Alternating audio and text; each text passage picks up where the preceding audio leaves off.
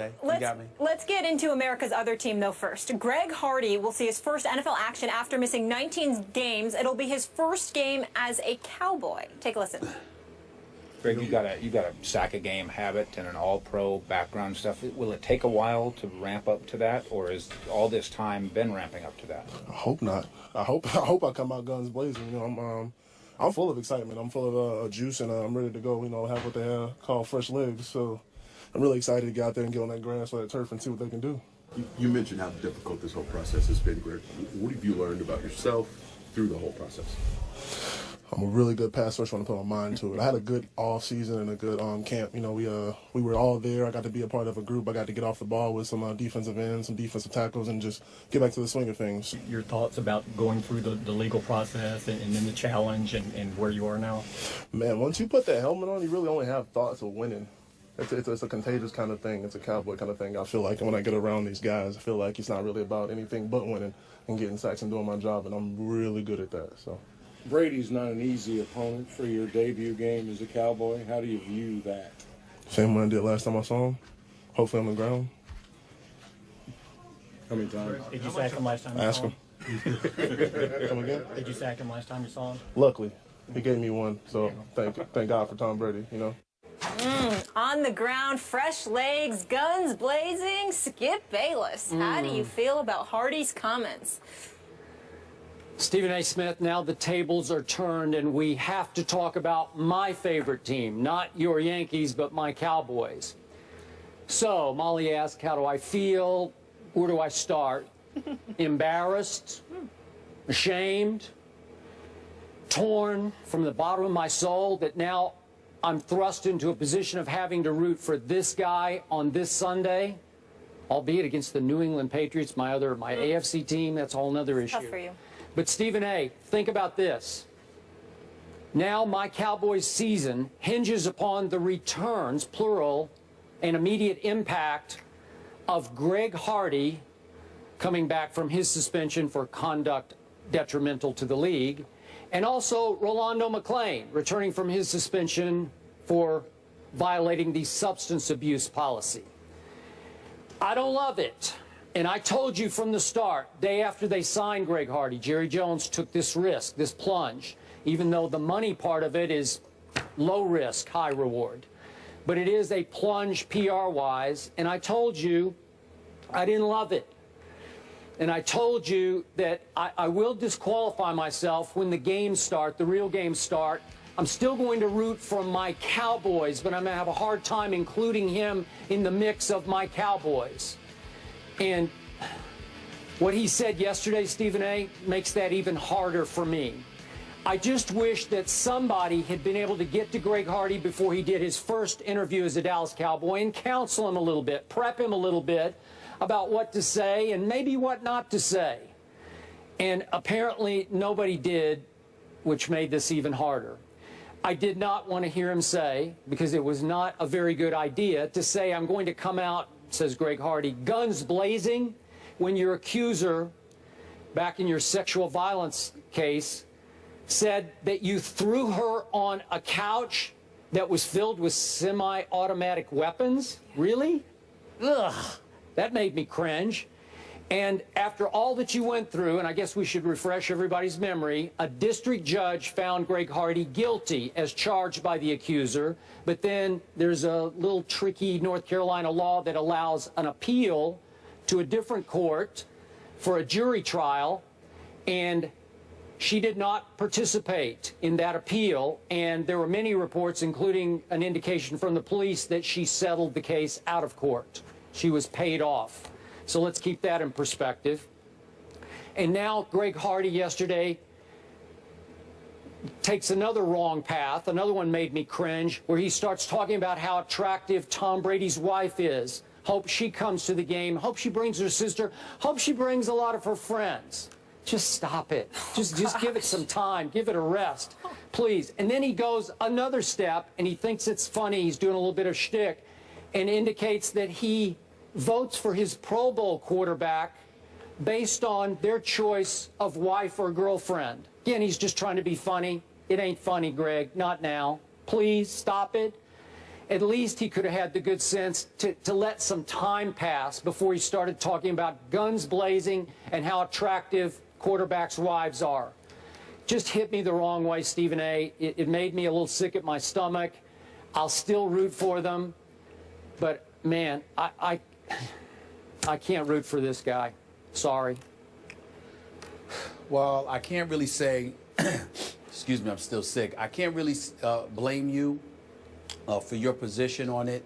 I'm not going to hold against him the specific things that he said, Skip, because he's paid to play football. And let's face it, regardless of how bright a lot of these athletes may be, sometimes articulating and elocuting their thoughts is a bit of a challenge. They don't get paid to do what we do for a living. They get paid to do what they do for a living. So the manner in which they say, or their word usage, you know, their diction, their tenor, their vocabulary, you're victims of habit. If that's how you talk, that's how you talk. So I'm not going to hold that against him as much as you have. Where I do agree with you is from the macro perspective.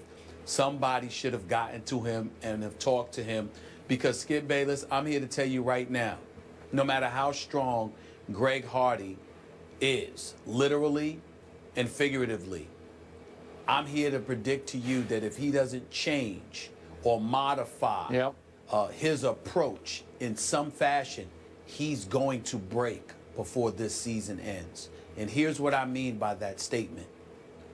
When somebody's asking you a question about what the offseason has been like and what these suspended games have been like for you, you can't sit up there and sidestep by saying, I'm thankful for another day to get sacks, man. Any day I can wake up and rush the quarterback is an awesome day. At some point in time, you're going to have to deal with the allegations and ultimately the conviction from a bench trial in North Carolina. You're literally going to have to look at folks and address those issues. And the fact that you refused to do so yesterday is a bad sign.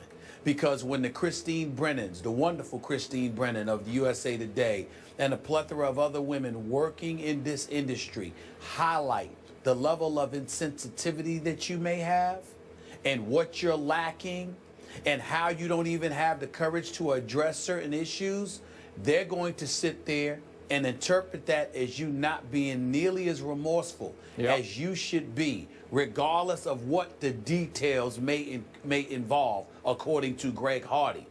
And that they have every right to do. You proclaimed your innocence, even though you were found guilty at a bench trial. I understand you don't want to get into the specifics, but there is no reason on earth why you should have avoided the subject when you're addressing the media for the first time now that your suspension is over. It comes across as cowardice. It comes across as weak. It comes across as if you're trying to evade and deflect instead of taking things on head on. And as a result of that, they are going to continue to come his way. And that is not going to be good for the Dallas Cowboys. I understand that any publicity is good publicity in the eyes of some people. Not this kind of publicity. Yeah, I'm with you. You can't be synonymous with domestic violence and you refuse to tackle the issue head on. Yeah, you just can't do that because they're going to cause him unnecessary headaches. And more importantly, with Greg Hardy, Rich Dalrymple, who didn't get to him evidently, and others, if they didn't realize it or they forgot about it, they'll remember or realize it today. They're not going to just ask Greg Hardy about it. It's going to get to the point where they're asking his teammates about it. And not only are they going to do that, Skip, on a day like yesterday, they're going to do it when he's successful. Yeah. He could go out there and get 3 or 4 sacks. That'll prompt them to ask more questions. And it's all going to be because he didn't address it head on when he had an opportunity to. I think he missed an opportunity here. I think he made a huge mistake. I agree. And it comes across to me as, from Greg Hardy's perspective, above the law arrogance on his part. All the rest of it, the talk, the sort of trash talk about Tom Brady. Look, we know Greg Hardy. We've had him right here on this show. He's a big talker. It's part of his persona. It's how he fuels himself. Remember, he nicknamed himself the Kraken in Carolina. And I got to say, he often backed up every word on the football field. But yesterday was not the time for him to reflex his verbal muscles and show you that he's still big and bad and full of himself and he's going to take it out on Tom Brady, blah, blah, blah. It just wasn't the day for that. You would like to hear, if not remorse, just a little bit, just a touch of humility, more I'm thankful, which we had a little bit of. I'm thankful for the opportunity. I'm just glad to be back. He is a lifelong Dallas Cowboy fan. And when he says, I'm here living out my dream of being a Cowboy, I take that to the bank. That's good. I wanted him to say that, and I believe him. But on the rest of it, it just comes across as so disrespectful to everybody that he left in his wake back in Carolina. Agreed. I appreciate both of your comments there. But we're going to step aside right now from this subject, the gridiron, and head to the octagon. But we will revisit this subject later. The coach, Herm Edwards, will be in the house, and we'll revisit the Cowboys and the Greg Hardy situation. But right now, it's all about the ladies today, too. UFC champions are here. Ronda Rousey and Joanna Jędrzejczyk both are co-headlining UFC 193. We'll get into that and so much more. And welcome into another good hump day on First Take. Lots of good topics heading your way, courtesy of Stephen A. and Skip. Don't miss a beat by checking out our complete rundown, which you can find on Instagram.